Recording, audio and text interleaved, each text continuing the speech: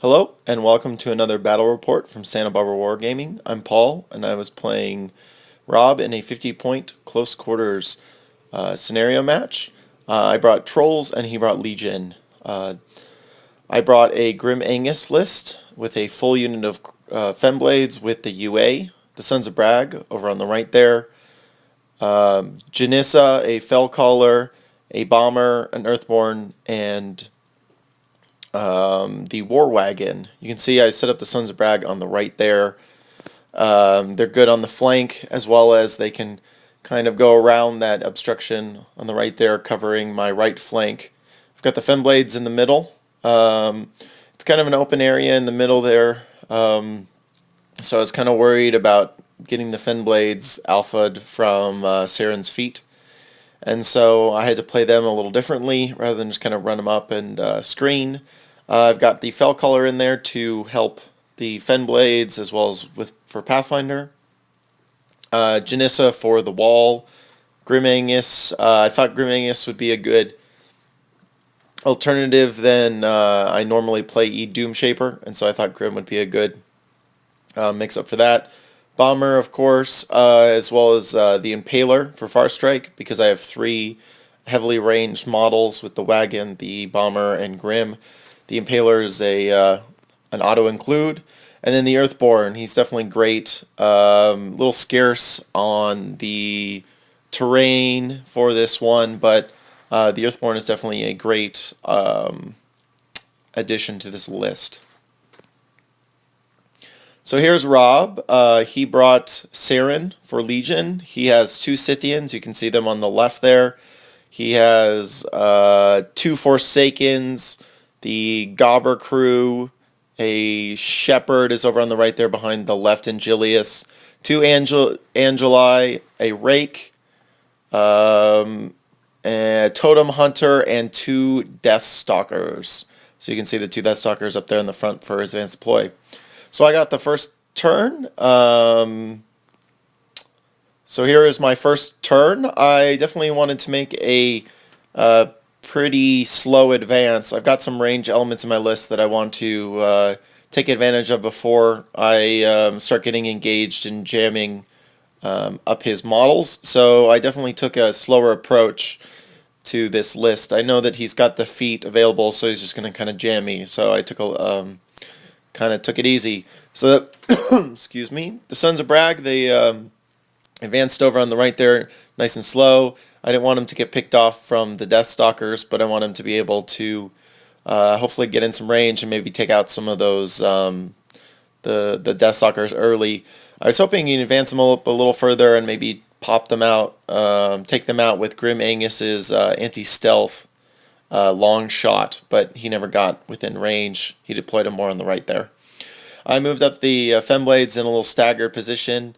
Hopefully he might end up taking out one of them, allowing them to vengeance and maybe getting a nice alpha charge off. It's definitely nice when the Femblades can get that off. I then bunkered down my support models and Grim Angus over on the left there behind the wall. And I moved up the War Wagon and the Earthborn over next to some of the barrels, and the Bomber up in front. I wasn't really too worried about getting shot at. I definitely wanted to get some of my elements up full speed, but then leaving some of my infantry back so they wouldn't just get chewed up. You can see another shot just a little bit more spread out. You can see I'm kind of taking up all of the board real estate.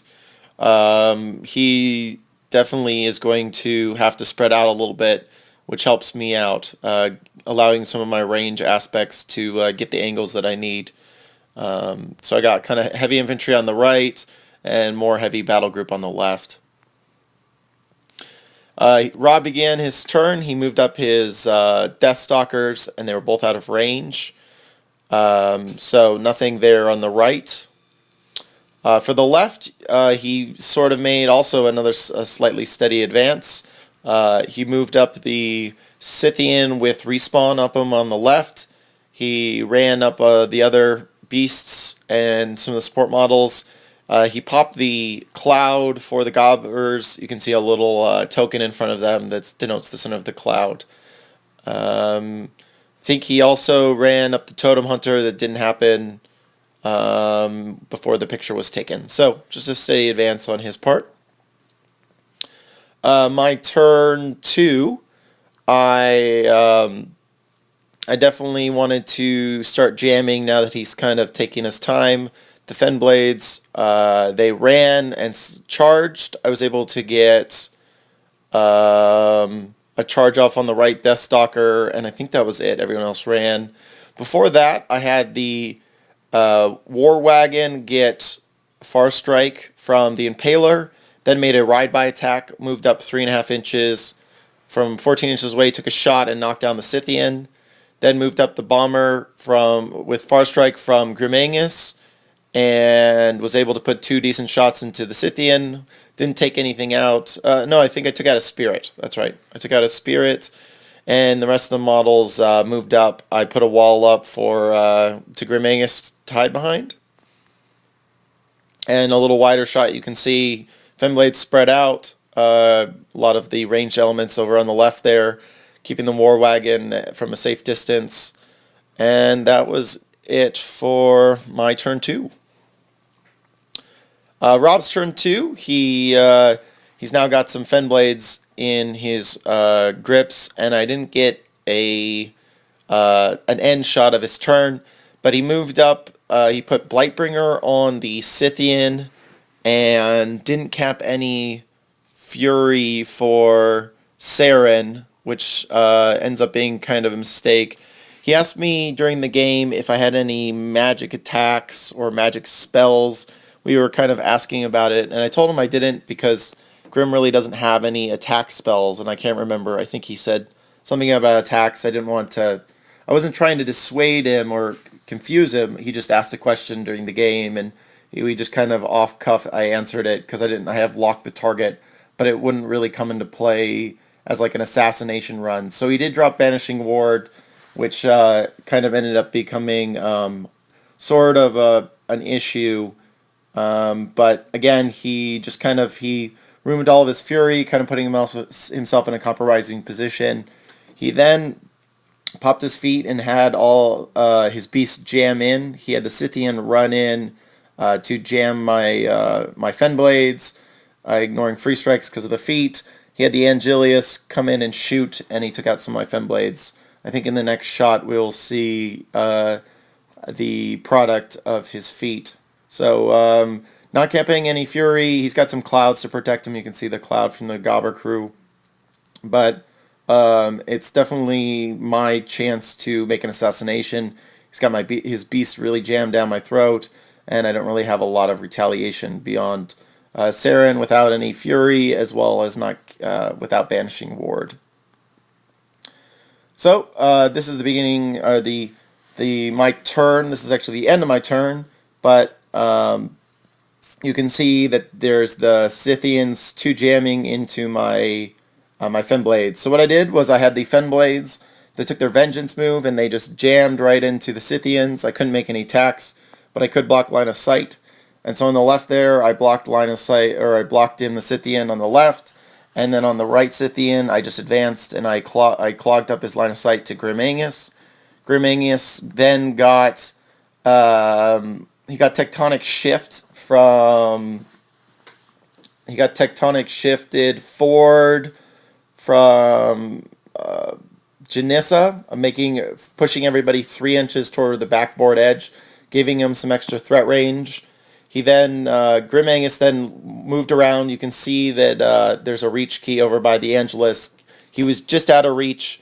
He was not engaged by the Scythian because he didn't have any line of sight because the Fenblades were blocking. And then Grim Angus, he was able to pop his feet. He then cast Mark for Death on Searyn, boosted to hit. I needed, I think, 10s. She's base defense 16. She had tenacity 17 minus 3 is 14. So I needed a roll of 8 to hit her. I boosted to hit, and I hit her, putting Mark for Death on her. Then since I was not engaged, I took a shot at her. I boosted to hit and boosted damage, and that put some decent damage on her. I then had the Impaler advance over to the Bomber, put Far Strike on the Bomber. The bomber made sure that he could not be. He positioned himself so he wasn't engaged by the Scythians. And then with 12-inch range, he could see through the cloud because of Marked for Death. And 2 bombs, I think it was 1 bomb later, I was able to take her out.